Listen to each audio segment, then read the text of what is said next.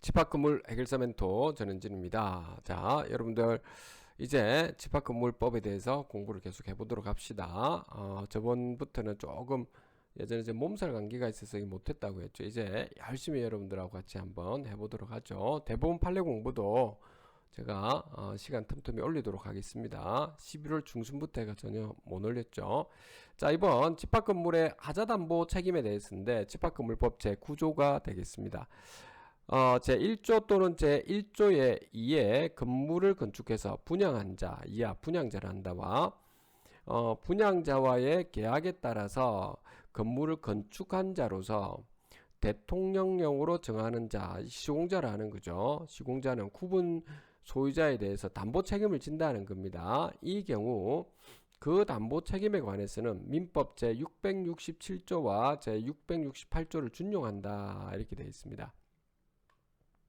제1항에도 불구하고 시공자가 분양자에게 부담하는 담보 책임에 관해서 다른 법률에 특별한 규정이 있으면 시공자는 그 법률에서 정하는 담보 책임의 범위 내에서 구분 소유자에게 제1항의 담보 책임을 지게 되죠. 이 부분에 대해서 조금 뒤에 한번 살펴보죠. 제1항 및 제2항에 따른 시공자의 담보 책임 중에서 민법 제667조 제2항에 따른 손해배상 책임은 분양자에게 회생 절차 개시 신청, 파산 신청, 해산, 무자력 또는 그 밖에 이에 준하는 사유가 있는 경우에만 진다는 겁니다. 시공자의 담보 책임 중에서 제1, 2항이 되시며 시공자가 이미 분양자에게 손해배상을 한 경우에는 그 범위 내에서 소유자에 대한 책임을 면한다라고 해놨습니다. 그러니까 그러니까 이런 부분이 있다는 거죠. 그래서 하자 소송을 했을 때 이런 부분도 감안해야 되는 겁니다. 분양자와 시공자의 담보 책임에 관해서는 자, 이 법과 민법에 규정된 것보다는 매수인에게 불리한 특약은 효력이 없다라고 하는 것이죠. 요거는 잘 적어놨죠. 자, 한번 보죠. 먼저 우리가 용어 정리인데 분양자는 시행사가 의미하는 거죠. 시행사, 시공자라고 하는 거는 그 분양자와 도급 계약을 체결하고 실제로 시공하는 자 말하는 거죠. 그리고 우리가 자, 요 부분도 좀 알아두시면 좋겠습니다. 매수인이라고 하는 것은 우리는 분양자와 분양 계약을 체결한 수분양자를 말하는 겁니다.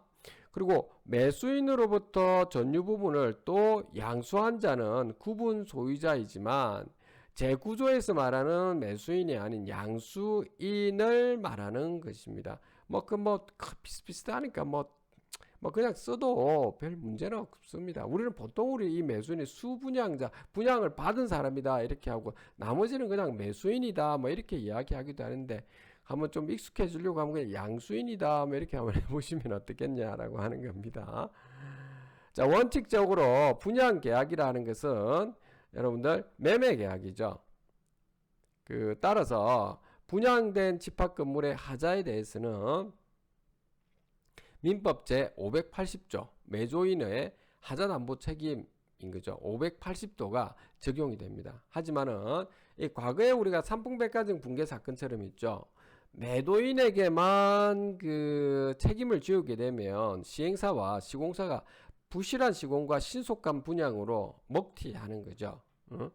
그에게 돈을 벌어들이고 그만큼의 구실은 하지 않는데 수익만 챙겨서 떠나는 것을 속되게 이르는 말이다. 이불을 또 적어놨습니다. 제가 먹튀한 뒤에 부실 건물이 많이 발생했었죠. 이러한 부작용을 방지하고자 분양자와 시공자로 하여금 견고한 건물을 짓도록 유도하고 부실하게 건축된 집합건물의 구분 소유자를 보호하기 위해서 그렇죠. 분양자의 하자담보 책임에 관해서 민법상 도급인의 담보 책임에 관한 규정을 준용하고 있습니다. 자, 이러한 분양자와 시공자의 책임이라는 것은 분양계약에 따른 책임이 아니고 있죠. 집합건물법에서 특별히 정하고 있는 책임이기 때문에 분양계약의 당사자가 아닌 구분 소유자도 집합 건물의 하자로 인한 구제 수단을 행사할 수 있게 되었습니다. 요 뒤에 좀 상세히 좀 더 봅시다. 하자에는 여러분들 주관적 하자 그리고 객관적 하자가 있습니다. 주관적인 하자는 분양 계약에서 예정한 그 품질이라든지 성능을 갖추지 못한 하자를 말하는 것입니다. 그래서 신문 광고라든지 모델하우스를 이용한 그 견본 매매의 경우에 광고에 실제로 공급된 전유 부분이 그 광고나 모델하우스와 다르면은 하자가 인정이 될 수가 있습니다. 그 우리가 보통 모델하우스가 하면 늘 그렇게 하죠. 이렇게 지어질 것이다. 저렇게 지어지는데 막상 지어 보니까 그거하고 다르더라라고 하는 겁니다. 그것을 우리는 주관적 하자입니다. 자, 하지만은 시공자가 부담하는 담보 책임에 있어서는 주관적 하자는 제외되는 거죠. 왜냐하면 시행사가 이 시공자한테 이렇게 지어라고 한 대로만 했기 때문에. 그런데 그 시행사는 모델하우스를 지금 견본품을 했을 때는 완전히 삐까뻔쩍하게 했다면 이거는 시행사 책임이다 라고 하는 것이죠. 그래서 분양 계약에서 분양자와 수분양자의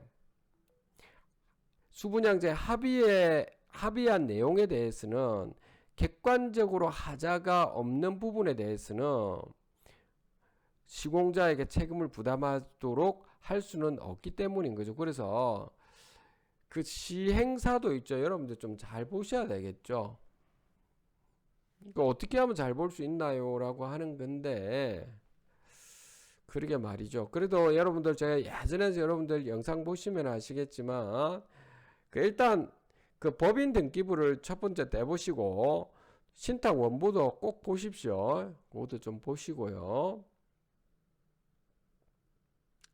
그리고 시공사도 좀 보고 그리고 건물 위치 이런 것들도 좀 잘 보시고 언제 그 매수를 해야 될지 뭐 이런 부분 여러 가지를 좀 고려해 가지고 여러분들이 접근해 주셔야 됩니다. 자, 객관적인 하자라고 하는 것은 통상적으로 건물이 갖추어야 하는 품질이라든지 성능을 갖추지 못한 하자를 말하는 것이죠. 그래서 그 기간별 하자뿐만 아니고 오시공이라든지 미시공 또는 사용 승인 있죠. 사용검사나 준공인가 이전에 발생한 하자도 여기에 속하는 것이죠. 자, 하자담보 책임을 부담하는 주체는 원칙적으로는 누구죠? 분양자에게 있죠. 시행사. 자, 시행사와 도급계약을 체결하고 실제로 시공하는 시공자는 담보 책임을 부담할 뿐인 거죠. 담보 책임의 내용은 하자 보수 청구권하고 손해배상 청구권이 되는 것입니다. 민법 제 667조에 나와 있습니다. 그러나 하자의 보수에 과도한 있죠. 보수하는데 너무 과도한 비용이 지금 요구되거나 하자가 좀 그렇게 좀 미미한 것이다. 중요하지 않은 경우에는 하자의 보수, 하자를 해달라라고 이런 게 청구할 수는 없고 그냥 돈으로 줄게 손해배상만으로 청구할 수도 있다는 겁니다. 통상적으로 우리가 하자담보 추구권 이것은 추구권 이런 말을 쓰고 있거든요. 그냥 요 말은 뭐냐면 하자담보 책임을 물을 수 있는 권리 이런 겁니다. 하자담보 추구권은 관리단에서 보통 맡아서 하죠. 그러니까 관리단 조직 구성이 되어 가지고 여러분 있는 곳이면 관리단에서 맡아서 하면 되는 거죠.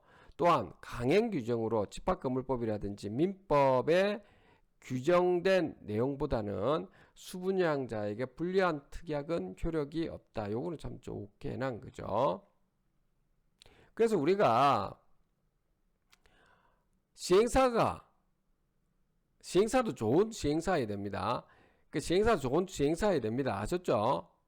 시공사도 좋아야 되고요. 둘 다 좋아야 된다고요. 그럼에도 불구하고 시행사가 뭐 하다가 보면 뭐 돈이 없어가지고 PF 자금 당겼으면 하다 보면 뭐가 안 될 수가 있죠. 자금이 원활하지 않으면 그러면 이제 시공사한테 책임을 질 수 있죠. 그래서 일군 시공사가 한테 맡게 된다는 이유가 뭐 이런 데 있는 겁니다. 여러분들 하자 때문에.